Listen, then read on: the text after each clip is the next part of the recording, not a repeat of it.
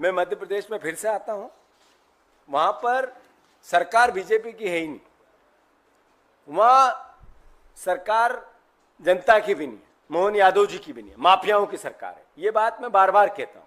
ये इसलिए कहता हूं कि हर तरह का माफिया वहां हावी है, वो चाहे शिक्षा का माफिया हो, चाहे वहां खनिज का माफिया हो, प्रशासनिक एक माफिया है जो बिना लेन देन किए प्रशासनिक व्यवस्था चलाता ही नहीं है, और बिना लेन देन किए कभी उनकी पोस्टिंग कलेक्टर से लेकर चपरासी तक होती ही नहीं है।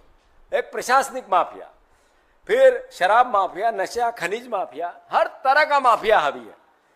मैं जैसा कह रहा था कि आखिर ये स्थिति बनी क्यों मध्य प्रदेश की। एक साल में मध्य प्रदेश में ड्रग्स माफिया किस तरीके से हावी हुआ, उसका पूरा हमने खुलासा भोपाल में किया था। और मैं आप सबको बताना चाहता हूं, ये एक प्रदेश की वानगी है। ऐसा हर तरीके का जो घटनाक्रम है हर प्रदेश में हो रहा है। मैं फिर से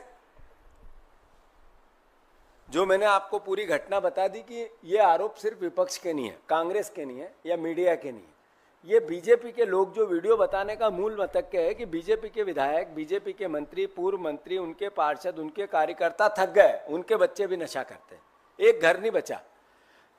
रोज डेली भारतवर्ष की 1/3 आबादी एक तरह से नशे की गिरफ्त में आ चुकी है। और इसके लिए इस 10 साल मोदी जी का जो कार्यकाल रहा, इनकी सरकार का रहा, बीजेपी की जो सरकार का रहा, वो अस्मरणीय है। उन्होंने इतना इसको फैलाया और फुलाया कि जिसकी वही जो अडानी पोर्ट से पकड़ी गई ड्रग्स की बात हुई थी, उसके बाद अलग अलग तरीके के अगर हम सर्च करो तो 100 केस आते हैं। और ये नशा इतना बढ़ता है, पर सरकार ने किया क्या, मोदी जी ने क्या किया? कोई कार्य योजना ऐसी बनी जिससे देश याद रखे कि नरेंद्र मोदी तीसरी बार प्रधानमंत्री बने तो उन्होंने देश के बच्चों को रोजगार नहीं दिया, पर नशे से मुक्त करने के लिए यह प्रयास किया? एक भी नहीं बनी। तो मूल भावना